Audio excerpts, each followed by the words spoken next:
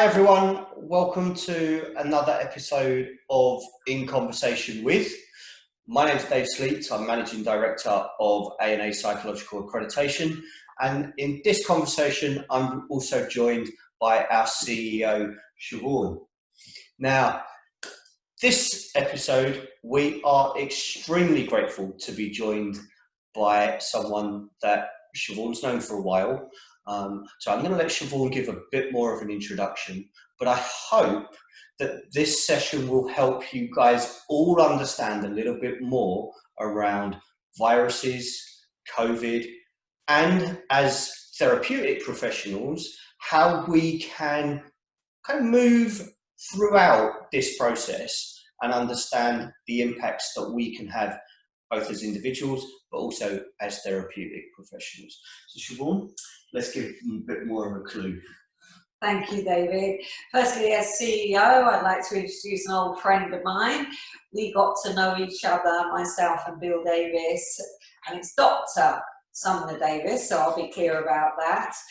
Approximately 5 years ago, myself and Bill met through LinkedIn, and one Sunday afternoon, he contacted me and said, "What do you know about fetal alcohol syndrome?" So I said, "Give me this evening and I'll write something up and I'll send it back to you." I think he was a little bit surprised at how much I did in one evening, but we ended up submitting it to a Cronin Peer International Journal, and the case of Cynthia was actually published. And I'm very proud to say that I did that collaboration with Bill. So I know Bill's expertise, I know his background, I know his personality, and I love having him here as part of APA and helping us understand his thinking and sharing his thinking about the pandemic and the issues around the pandemic from his perspective. So Bill, please take it away. Sure. Well, thank you guys very much. I hope I'm not too terribly boring. A little bit about my background. My undergraduate, what you would call, I think, a first. I have a bachelor's degree in clinical psychology. I have a master's degree in community psychology. I have a master's degree in divinity with a focus on medieval and Renaissance literature. I also have a master's degree in marriage and family therapy. I have a master's degree in public health with a focus on epidemiology and behavior. I have a master's degree in criminal justice with a concentration on leadership. I'm currently just about done a master's in forensic psychology. I think I might have forgotten one in there, but it doesn't really matter. And We get the general idea.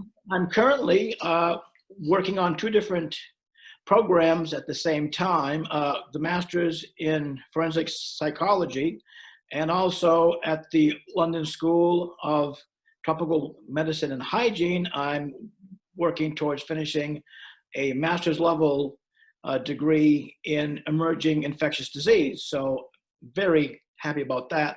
I also have a PhD in medieval theology, and my last PhD was in clinical epidemiology, where I concentrated on infectious disease.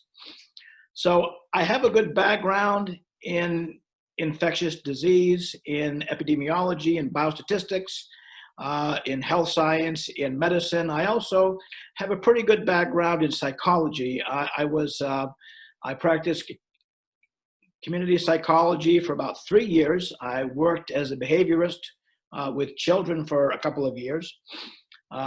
Couldn't cope with the parents. The kids are great, just couldn't cope with the parents. So that's when I turned to health science.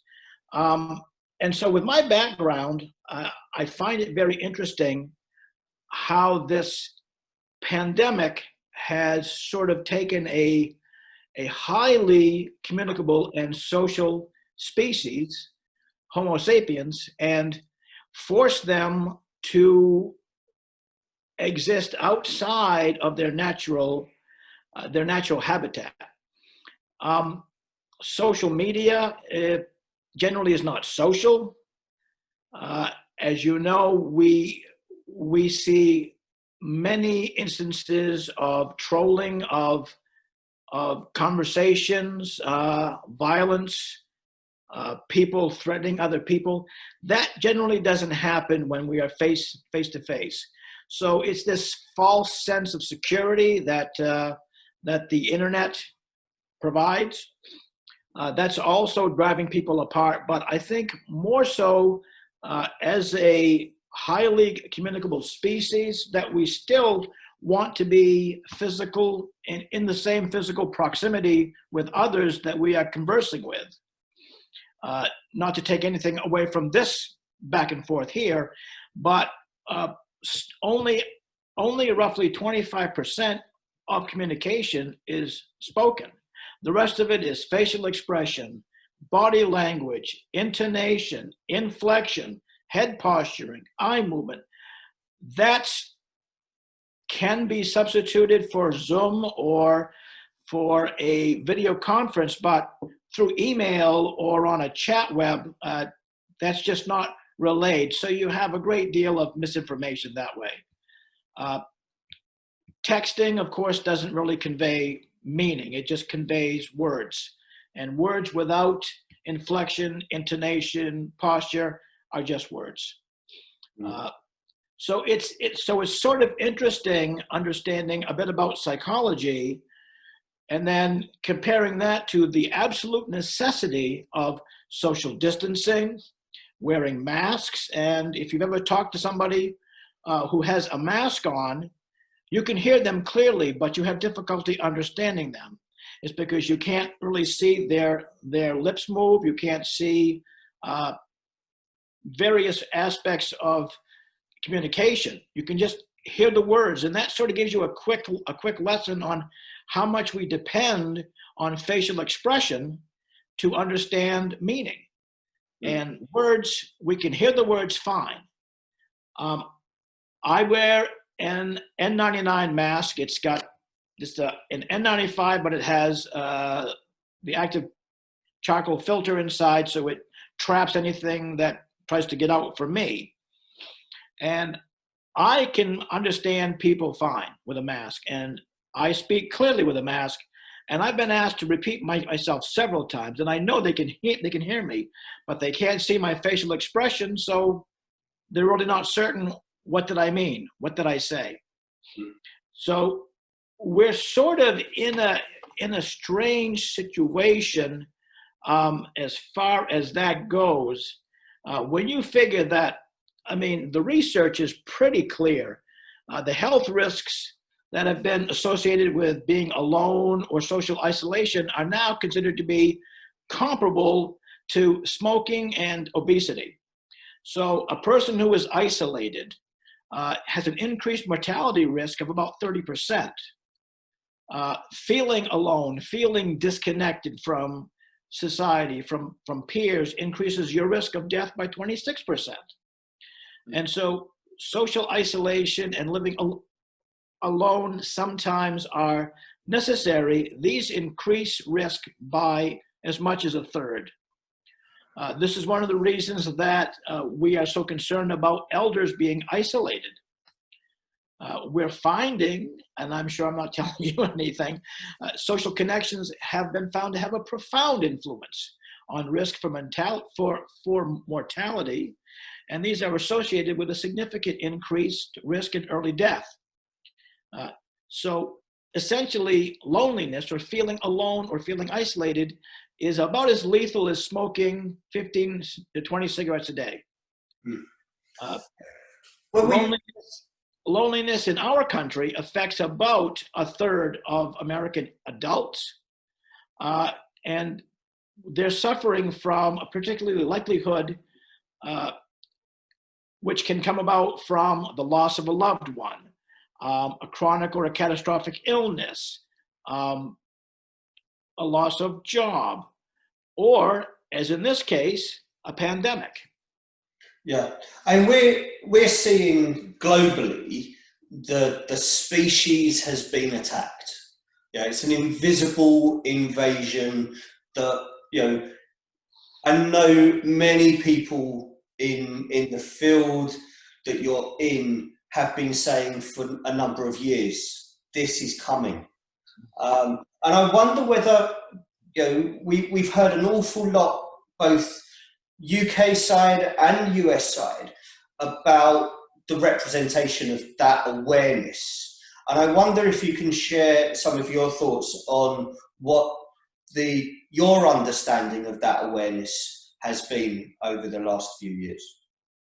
Sure. I mean, I wrote a piece in 2016 and 2017 where I basically outlined a process of being very attentive to the viral chatter. Viral chatter is looking at an increased incidence rate of infectious disease amongst animal populations, whether it's a sudden die-off of chimpanzees or a sudden die-off of a particular kind of fish or a die-off of an amphibian. And a lot of the consensus is, well, you know, things go extinct, things die off. That's, you know, we're not talking about that. We're talking about a rapid decrease in a population of a species that shares this planet with us. And the thing is now with global travel, one of the things that a few American and other politicians are pushing is this isolationism. And the thing is, right now we have learned a lesson, and that lesson is that all problems are global problems, and all solutions have to be, by definition, global solutions. And if an infectious disease that's found in a bat, for example, is not going to infect a person, if that bat is, say, housed in the same cage or in a nearby cage or adjacent cage with another animal that it is not naturally associated with, say a civet or say a type of monkey, and they share this virus, then it becomes modified. And at that point, it may or may not infect a human being. But when it does infect a human being, there is no natural immunity to it.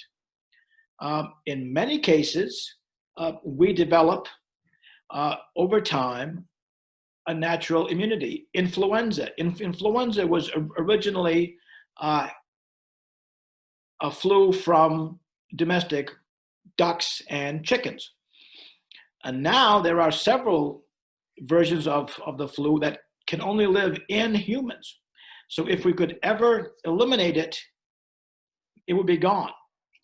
The virus has mutated to the point where now its only host is us. Unfortunately, it is constantly circulating. Here in North America, it pretty much wanes by March. It's gone. Well, it's only moved. So it moves to the other side of the world where they have their fall, winter, and spring, and then it moves back, which is why when we look at the more infectious strains of influenza in China, Australia, New Zealand, for June, we know what's coming for us come October, November, December. So we hopefully can get ahead of it with a vaccine. Now, a lot of people don't like vaccines. They don't think that they work. They think it's a money-making scheme. And it really doesn't matter how much fact that you can show them. They're still only interested in their opinion. And the influenza issue around vaccines, that's problematic. When you have a very deadly disease like COVID, which has an R naught of about 5 times that of influenza, so far as we know, until testing is more widespread, it's really difficult to say just how deadly it is, but we know it's much more deadly than a seasonal influenza. But we have politicians who are trying to push the belief that it's not that deadly, that it only affects 1% of the people. The fatality rate, even if it were 1%, if you're that 1%, that's a big deal. Yeah. I've asked people, so let's just say that that the World Health Organization and the CDC are accurate, and it's about between 3 and 3.5. So the R naught is between 3 and 3.5. So for every 10 people, 3 people will die. Let's make it 2 people. 2 people will die. You have 10 people in your family. Which 2 do you want to die? Well, none. Well, it doesn't work that way. That's not how math works. So people who are in low-risk groups or people who have a financial benefit by getting people to go back out and spend money or go back to work or what have you, aren't being entirely honest. I would like to think that if people knew all the information, they would make the best choice. They would make the most reasonable choice. Unfortunately, in a number of places in the world today, we have the belief that everything is a conspiracy. The reason that COVID, it was intentionally created in a lab, or it was an experiment that got away, or it was a weaponized influenza. And the research just doesn't support that. But I think, and this goes back to the psychological aspect, it is better to think that it's a hoax. It's better to think that it's a weapon that was intentionally created than it is to say that we are at the mercy of nature and what's coming down the road, we can't really stop, nor can we predict it that accurately. And so one other question go ahead.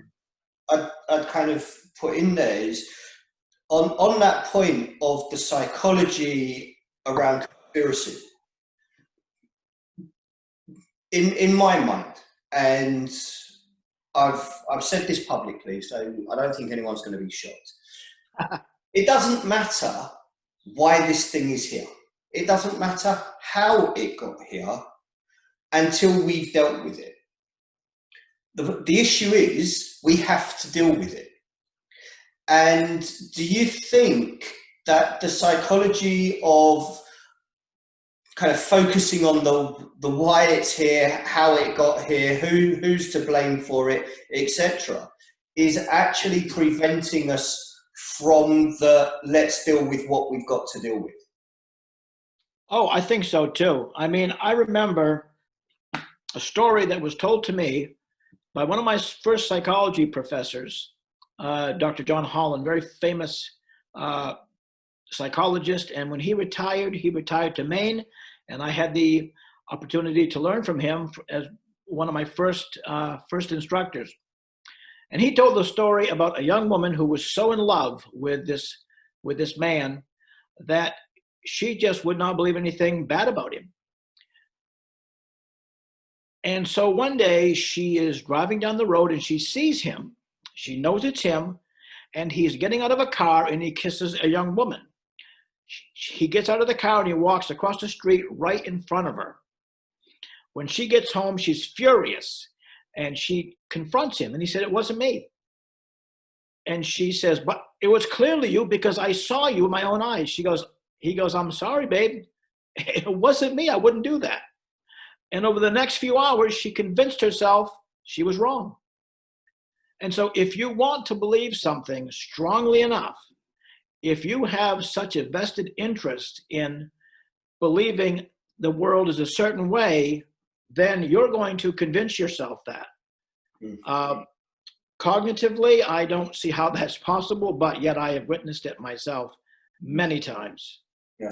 Maybe it's because, Bill, that you don't have the mindset of that level of avoidance, and very much that mindset is avoidance, denial, and fear of the actual reality of the situation. And I think it's very difficult for anybody that thinks the opposite and is very open-minded to actually enter into a mind of such denial. That could well be. That could be.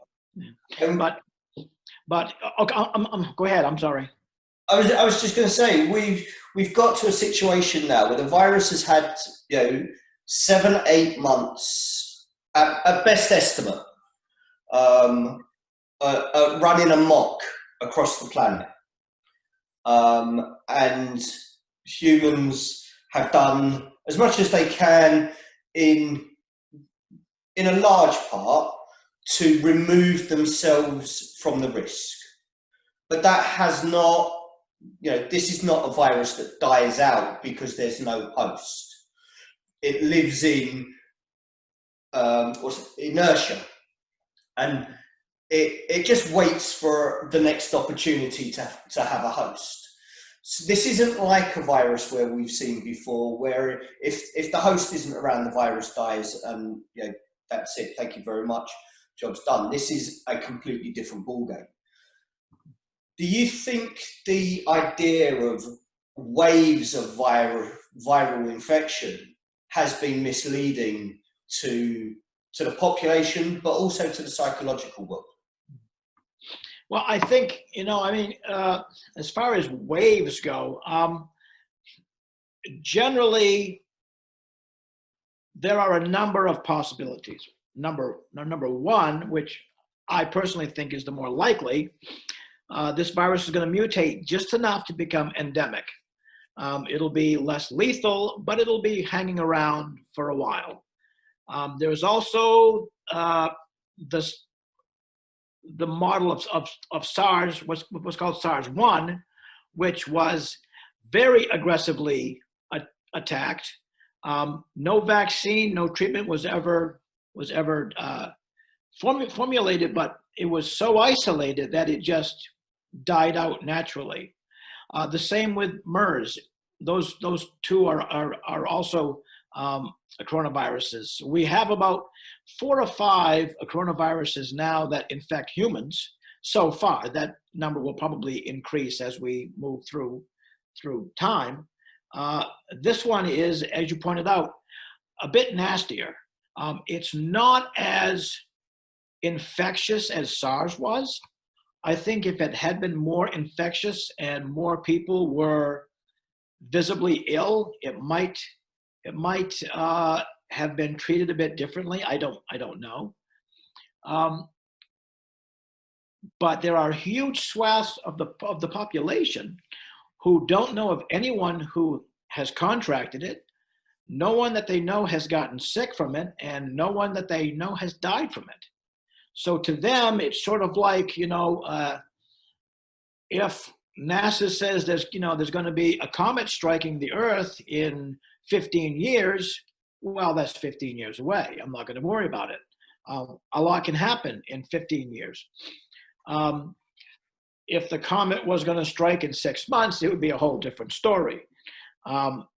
But what I see is that when I talk to people who have been directly impacted by the infection, whether they were a healthcare provider who got ill, if they worked in a hospital where they lost patients to COVID, it's very real to them. But if you talk to a person who works in a store in northern Maine who might see 5 people in the average day, they've never experienced this. All they know is what they've read and what they've heard. And the problem is opinion, as we were just discussing earlier, opinion has risen to the level of scientific fact in a lot of areas. So when you have a scientist, an epidemiologist, or somebody like Dr. Fauci come on and say, this is going to be bad, this is going to happen, I don't like that news. Somebody else comes on and says, well, that's just an opinion and it could actually just go away. Well, I like that news. That's a lot more comforting news to me. That means it's not going to impact me. I don't have to change my life. I don't have to start, doing all these things that I don't want to do. In other words, my life can be normal again, and that's what I want. And I'm willing to sort of suspend belief. It's almost a religion. I'm willing to suspend reason and rationality if that means I get to believe this certain thing. And I could be wrong, but I'm going to proceed as if I'm right. And that's what we're seeing. in a lot of places.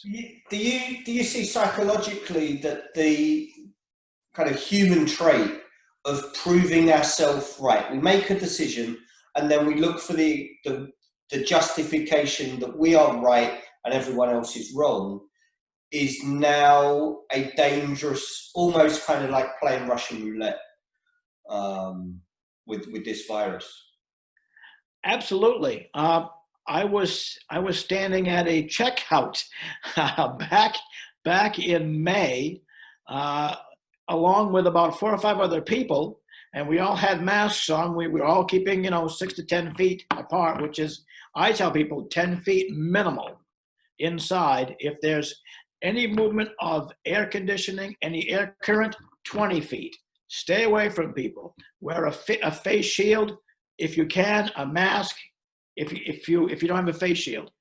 And in front of us was a man. He had a political hat on, and he was espousing to much of a captive audience, the young lady who was trying to check him out, about how this is all a big hoax. It's been dreamt up by a particular political party. It's just to social control. And he went on and on and on, and we were all standing there wondering why he doesn't just take his bag and go. So I decided to sort of move the conversation along. So he looked around to see if anybody was listening, and I looked at him and I said, well, that's a very interesting theory. If I can ask where you attended medical school. And he just looked at me.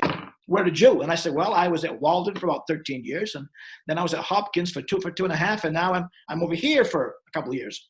He turned and walked out, clearly annoyed. And that's sort of not just having my opinion, which runs counter to science, but making sure that you understand that this is my opinion, and I don't care about your science. And that's a danger, I'm afraid. And it's one that a lot of us are dealing with. Bill, can I also ask you, what do you think of the level of violence? I mean, in London, the violence seems to have increased dramatically. And I have my own thoughts as a therapist about why that might be. But I want to hear, and would love to hear your thoughts on what you think is a result. I mean, murders have increased massively in the UK. In a really, really shocking way. Domestic violence has increased massively. What are your thoughts on why? Well, I think as far as domestic violence, one of the predictions I made, sort of tongue in cheek, was that after this isolation period, we're going to see two things increase drastically: divorce and childbirth. Because people are stuffed together, couples, married or otherwise, they're shoved together in close proximity. They don't have a lot of outlets. So people who are prone to being aggressive, to being violent, have a greater opportunity to do so. There's also a great deal of social frustration at not being able to go out. My argument is that for most people, their idea of being social is going out to eat or shopping.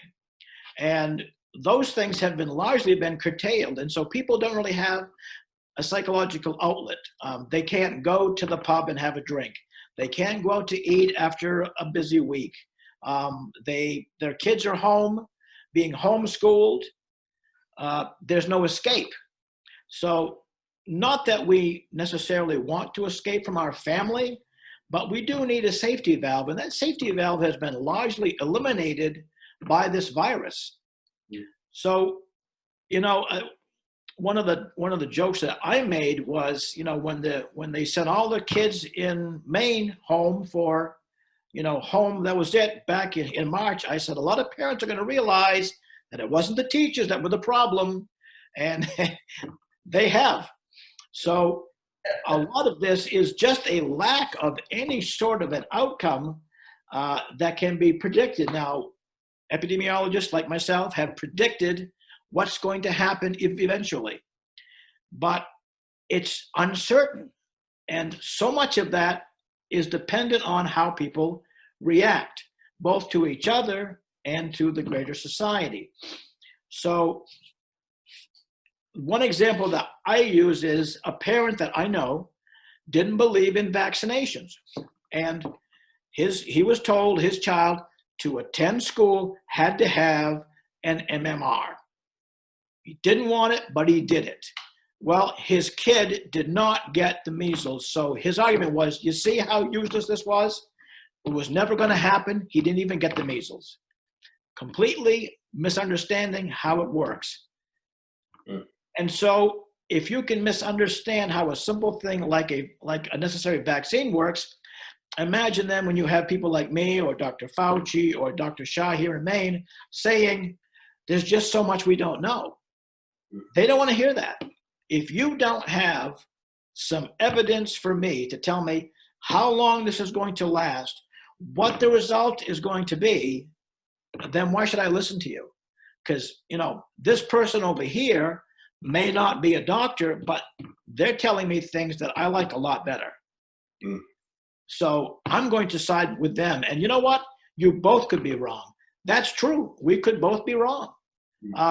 I predicted back in early March that this was that in the US, we would lose 150,000 people. And everybody told me that I was crazy. One person actually called me Chicken Little and said the sky was falling. Well, we're at about 143 now. I could be completely wrong. It could be 300. I don't know. But there's so much we just don't know. How long will this last? Is it going to dissipate as it gets hot? Well, we're in the middle of July here. We've had record heat, still around. So there's a great deal of information that's not known. But concealing the evidence, not reporting deaths, hiding it, intentionally releasing and this false information, which is easily checkable. I published an article not too long ago in the Journal of Public Health that I basically said that the misinformation pandemic is spreading faster than any virus could. And it strikes me as a bit odd that people will just take any crazy theory at face value without even bothering to check, but they'll spend 15 minutes taking a test to find out what kind of potato they are.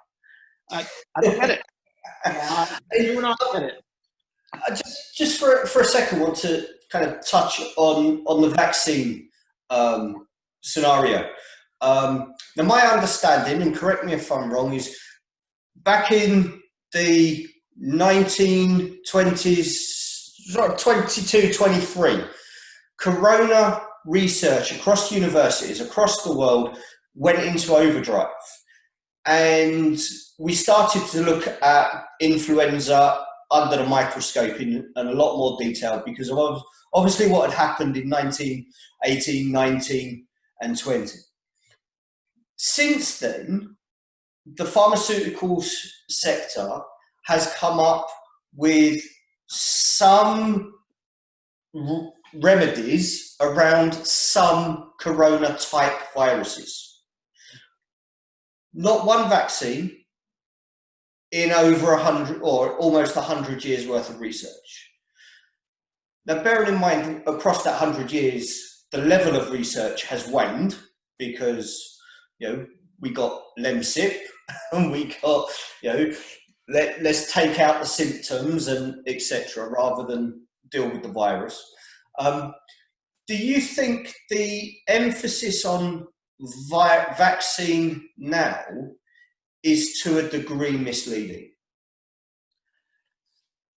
Well, I'm not a vaccinologist and I'm not a virologist. I know that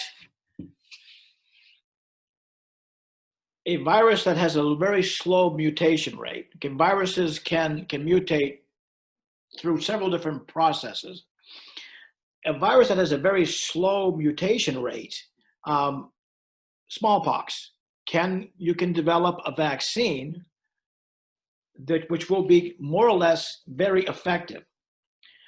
You take a virus like a retrovirus, which is continually changing, like HIV, well, then you can develop a number of medical treatments to deal with this with the symptoms. But as far as a vaccine, that may never happen.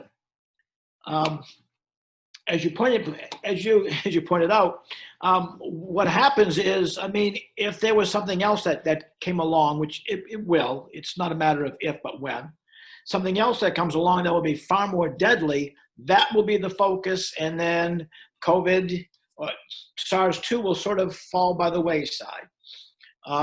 If we get a new, particularly nasty strain of H1N5 or something like that that comes along, that will become the focus.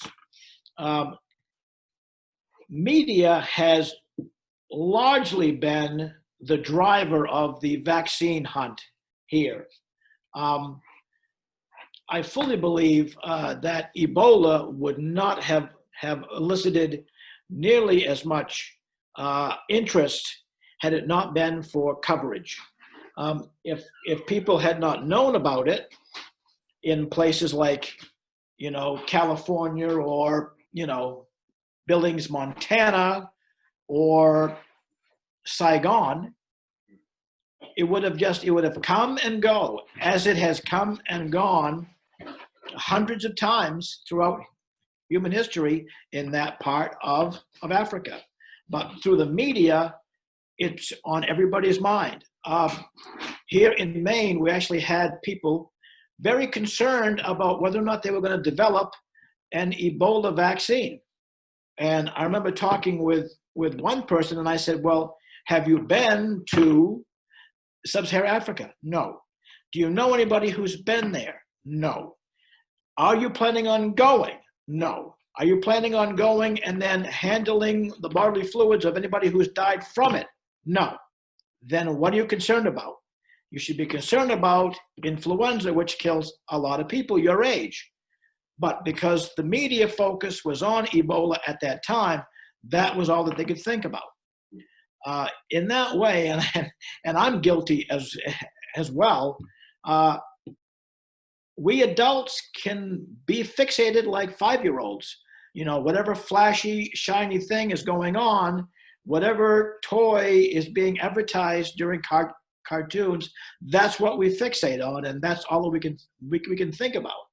And I think we're all guilty of this, but I think it's important to take a step back and say what's really going on.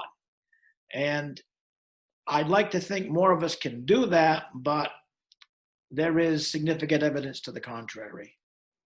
Yeah, it is actually really, really unfortunate. And what confuses me with this virus, from a place of ignorance, and I acknowledge my ignorance on this one, it's fascinating to see that there's been many a person that's actually had the virus and not even known they've had it because they haven't been ill at all. And then there's been many people that have actually recovered from the virus, and you're not really hearing as many stories about those people recovering. I've known people where they've had pneumonia right at the breakout of COVID, but nobody has said that it was actually COVID because they weren't actually tested at the time for COVID. But it was literally, I'm thinking of one particular person, the week before it blew up in the media here, that person was seriously, seriously ill and felt like they were literally dying. Thankfully, they actually did survive. And I think that's what feels like the confusing thing for me. There seems to be so many different dynamics with this virus. It's hard to tell the seriousness of it. On one level is so many people are actually dying, and then you've got the other range where people don't even know they've got it, and then they've been tested and they've already had it. And I don't know what you think about that, because that's a huge range of difficulties, isn't it? Sure. A lot of it is exposure too. I mean, if there are a few thousand live viruses on a piece of paper, let's just say, for example, and you pick that up, you've been exposed, but it's not going to cause any illness. At the same time, if you are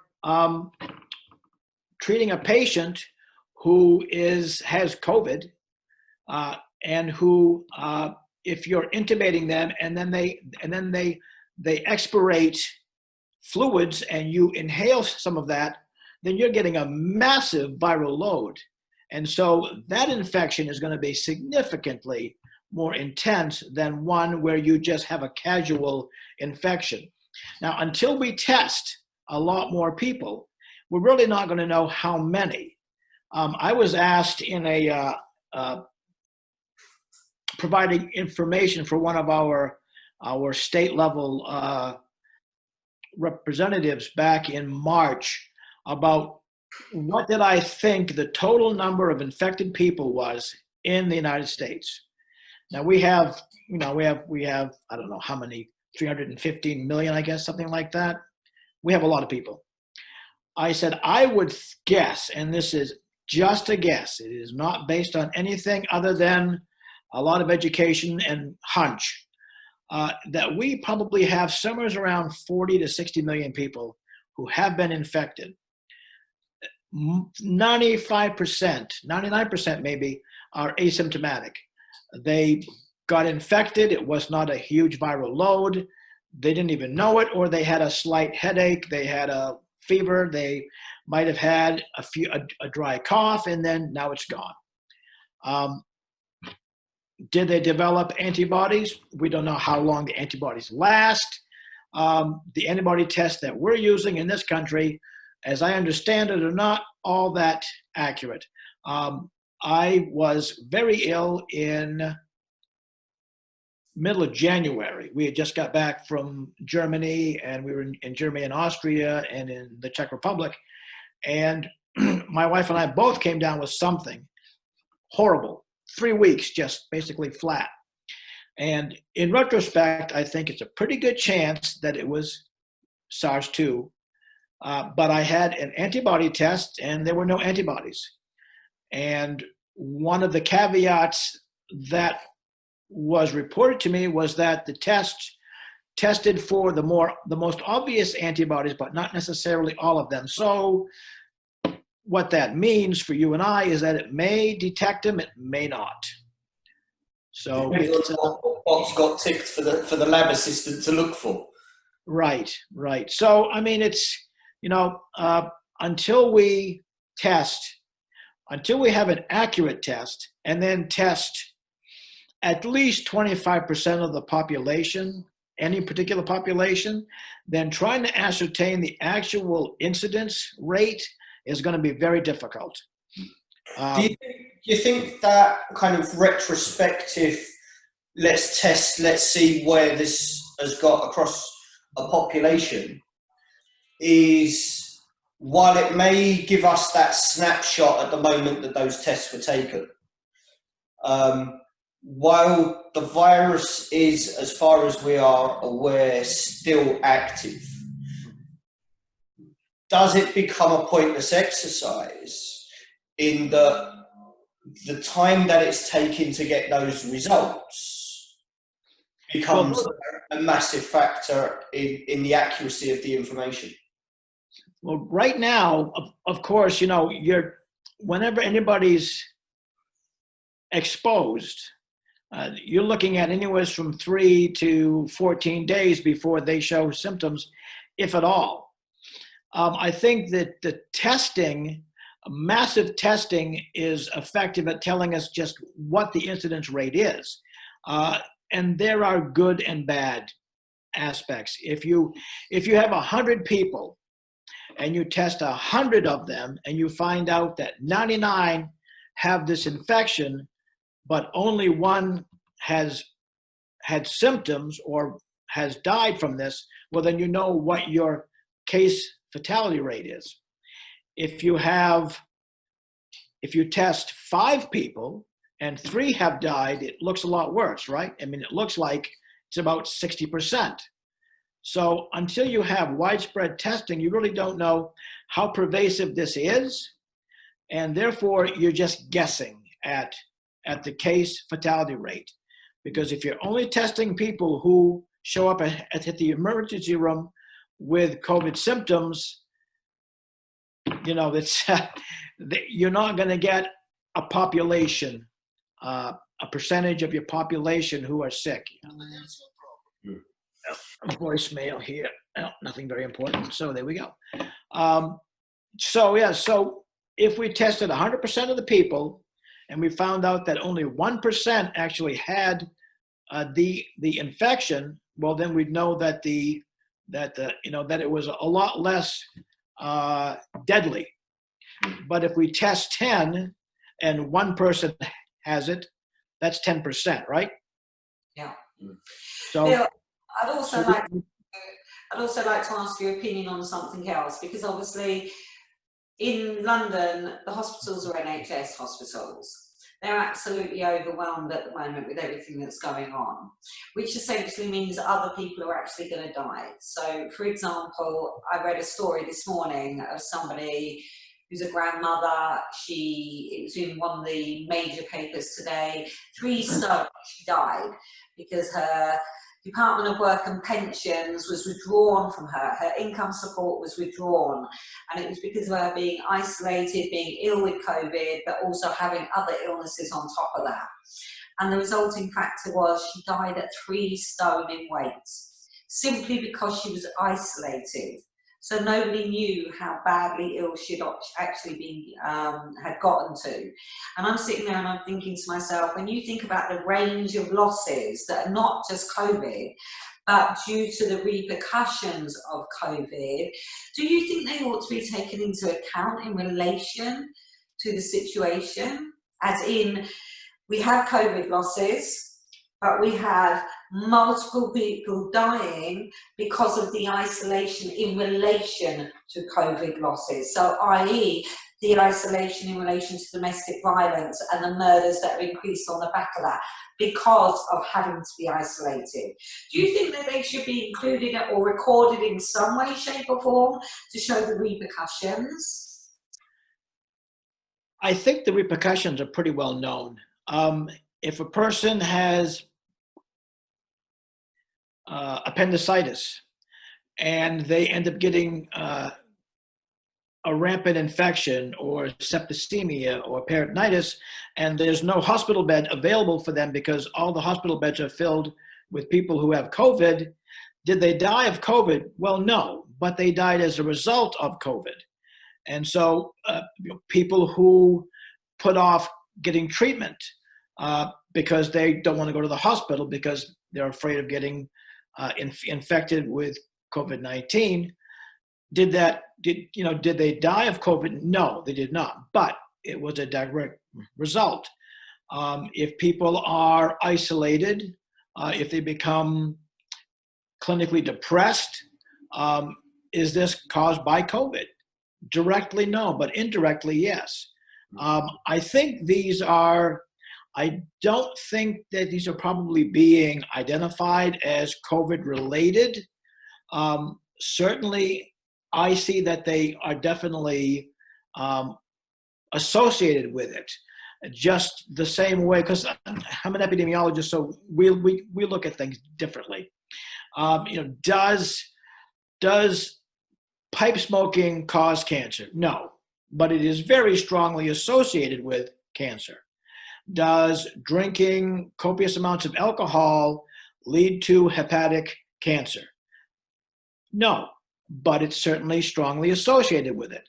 So I think there are going to be a handful of conditions which may be in the DSM-6 that will say, pandemic related this or pandemic related that. Not necessarily directly caused by the pandemic virus itself, but associated with it. Post-traumatic stress disorder for combat veterans. Not every combat veteran suffers from PTSD, but enough of them do so that we can say statistically there is a significant association with being in combat and developing post-traumatic stress disorder. Does that make any sense?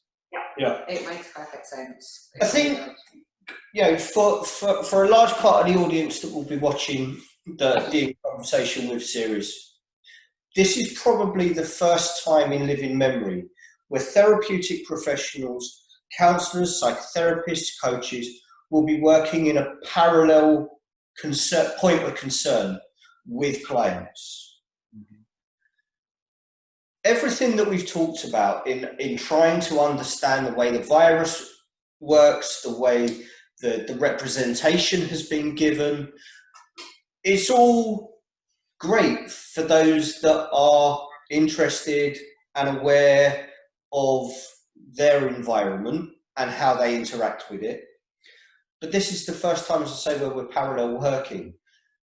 What should those self-aware professionals be mindful when they're working with someone who is really struggling with the impacts of the representation that they're seeing with this, in your mind?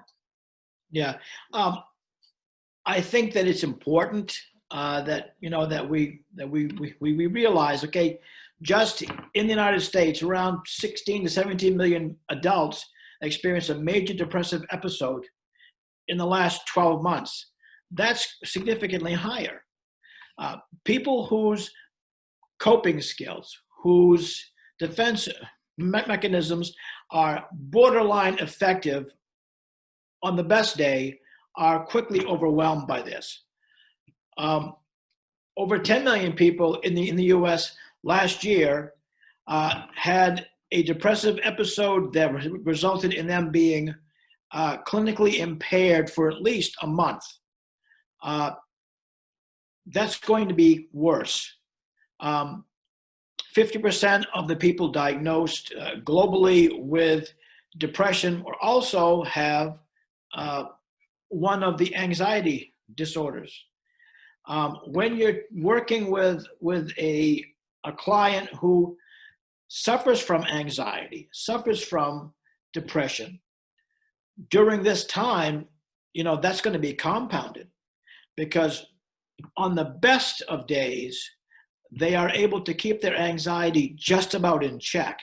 And with so much unknown going on, it's just going to exacerbate it. I mean, unless you are a very good practicing Buddhist with a very good schedule of mindfulness meditation to keep this anxiety in check, you're going to suffer anxiety. And if you're a person that has difficulty self-monitoring it, all this uncertainty is just going to get worse.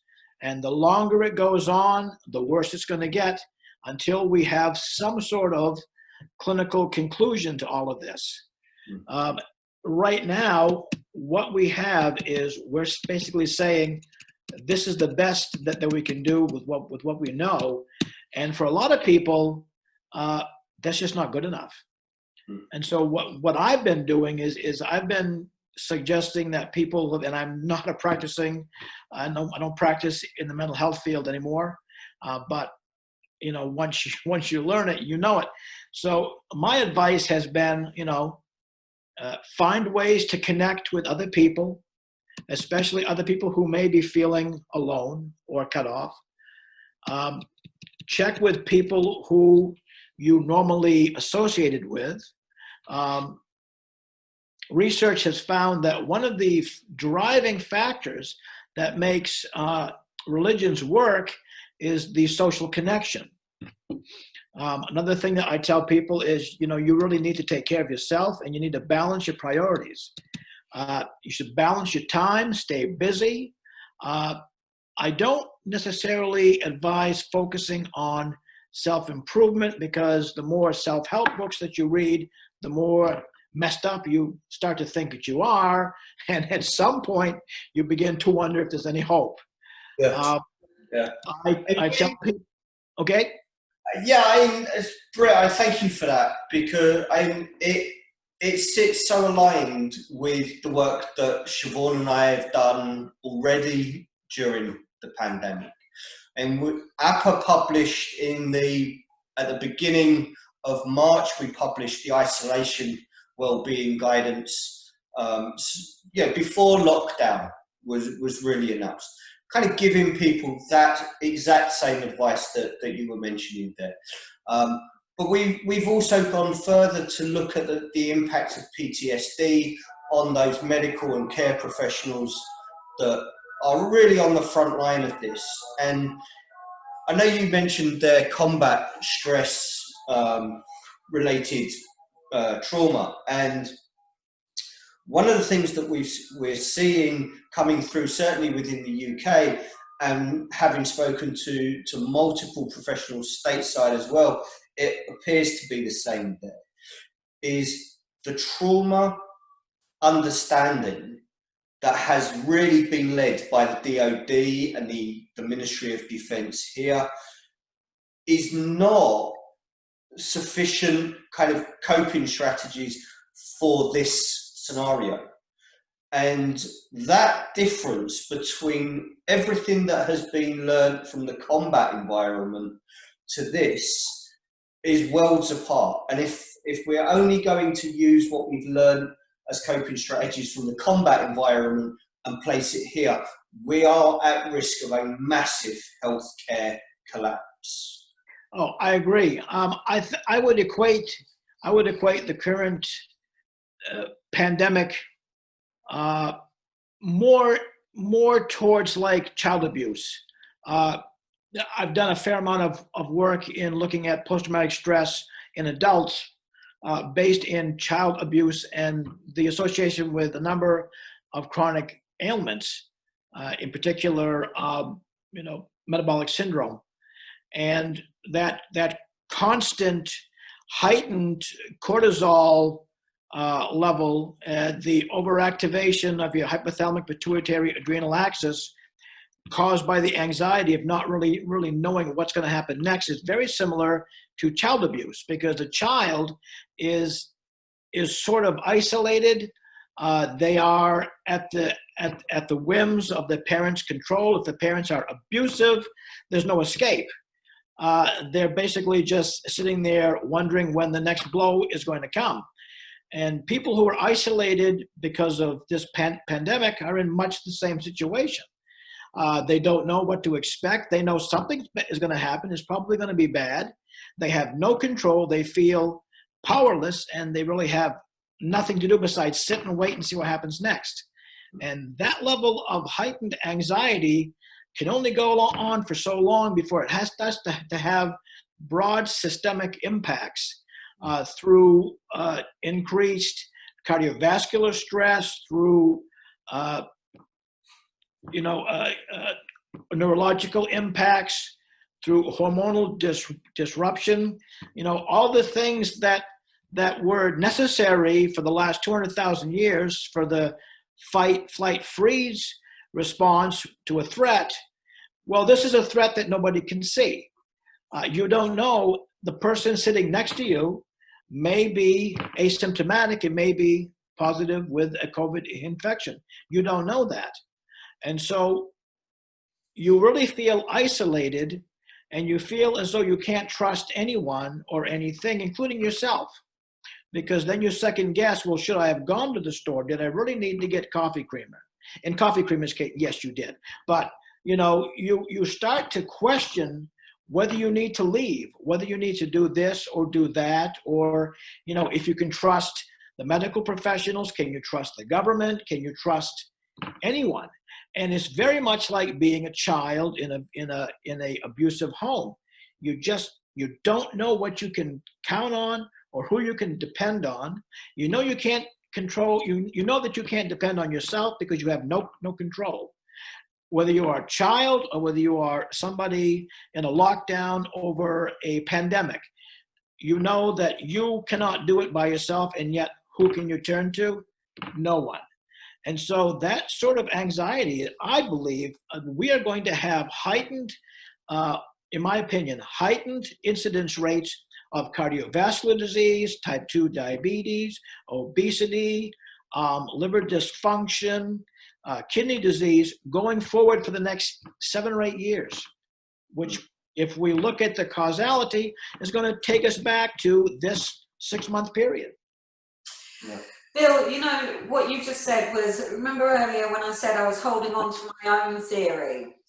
Exactly what you've just said is exactly what I was referring to, because it's literally like a reenactment of the familiarity of a historical situation, a historical trauma event. And as we know, somebody goes through a consistently historical traumatic event, it leads to complex PTSD. How each person responds to that can be in any way, shape or form. And I think that's where I'm identifying in myself an awful lot of the violence, the murders that are taking place, the level of aggression that's happening out there in the world. And I think you epitomised it absolutely beautifully in your explanation there. I'm also thinking of the time that we're coming to now. And it would be really good to see one positive. So I'm going to give my positive about a future in relation to what's taking place now. I have never seen the mental health world be acknowledged as much as it's been acknowledged during the pandemic. And I'm hoping that the self-awareness and the education around the mental health systems that have come out of this pandemic actually make, and I am talking about England in particular here because I know America is a little bit different on the psychological side.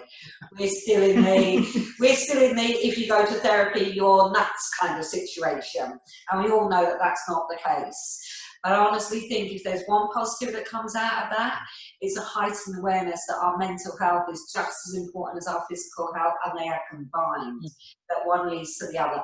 But I'd love to hear a positive. If you can think of any positive, any of this, I'd love to hear it.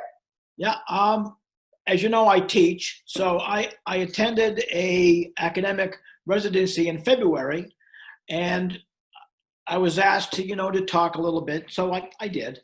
And a positive thing was that about a dozen students, these are all doctoral level students, reached out to me and said, how do I change my focus, my concentration from general public health to epidemiology? I want to do what you do. So the more epidemiologists we have in the field, the better. Because, as I said, in 2016, we're going to have stuff coming down the road that's going to make H1N1 seem mild.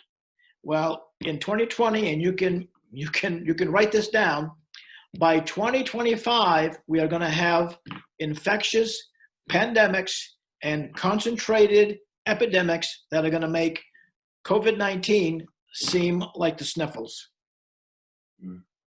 So I guess the lesson in there is enjoying every moment as much as we possibly can, and living in the present and appreciating the people. Live every day as if it were your last, because eventually it will be. Yes, it will be. with or without COVID, with or without SARS. Yes, we will always have that last day, whether we know it or not. And I was always kind of guided that if you believe that at the end of your life plays before you like a movie, then make that the best movie you ever watch, because you'll hang around for the end of it, and that will keep you here even longer. Absolutely. If that's a rubbish movie, you're walking out of the theatre and you're going at the beginning of the credits. So I totally get where you're coming from. I think for me, the positive opportunities that have been presented to those of us that are self-aware, that are open to opportunities, is that we can look at all of the things that we've done before that we knew didn't work, but we didn't have any other alternative. And we can take what does work into the future, see what the gaps are, and we can create the solutions so that the systems, the processes, the way we do things in these situations in the future are a lot more responsive. And that, to me, you say about, mass testing, and there are ways in which that can be done. There are a lot of home testing kits available for an awful lot of things now. Getting to a point where it's literally saying to an entire populace, here is your self-test kit. We need this to be taken on this day, period. We have a snapshot across the population on that day. And it helps keep that social connection. we're all in this. We've all got to fight this. We can do this, but we can do it if we're actually working together, rather than a group over here working on this, a group over here working on that bit, and a group, and nobody actually knows what's going on, and the population are left in the middle. I want to say a massive thank you for your time. It's been fascinating to hear you speak. And I've actually learned so much in the last hour or so, just from this conversation. I hope everyone that watches has benefited from that. So thank you very much from me. Absolutely. And I would like to add that, as I said to you before, Bill, we'll get back to writing together at some point. We'll get back to collaborating together at some point, because there's nothing like throwing you an essay, you reframing all of my information, and you getting it out there in such an amazing way for me personally. You're an absolute pleasure to know as a person, individual, and a professional. And at some point in the future, we must do this again and see just how good your predictions actually are for the future. I hope I'm wrong. I think, just you saying that gave me goosebumps. Me too. We all hope that for whatever systems are in play, that we are able to cope as a species. But like you say, it's about the species understanding that we are social creatures. We are now out of our comfort zone. We cannot go back to the ways we did everything before. That life, that type of existence, to a large extent, we have to accept has died. And we can mourn it, we can say goodbye to it, but we cannot go back and lay down with it. It's died. We need to find, how do we do this for a world in which, as a species, we will be under attack like this again, probably multiple times, and as you say, in a way that makes C19 looks like the sniffles. And it's not often we say we're hoping that we are wrong. I say it all the time. I know, and you know what, likewise, Bill, because sometimes it is really not easy to be right when being right brings such devastation to a huge amount of people in so many different ways. Bill, it's been a true pleasure to actually reconnect with you and see you again, rather than just speak to you over the phone or write essays together. We'll get there, we will do. Please look after yourself. Please take care. And I hope everybody, in fact, I don't hope, I do know that everyone will enjoy the presence of Dr. Sumner Davis. Thank you very much. Thank you. Thank you, Bill.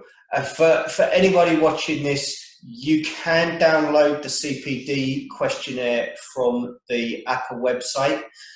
Get that feedback to us, and that gets you the CPD certificate for the time that we've had with Bill this afternoon. So, Bill, again, thank you very much. And for everyone at home, take care. Take care. See you all soon. Bye-bye.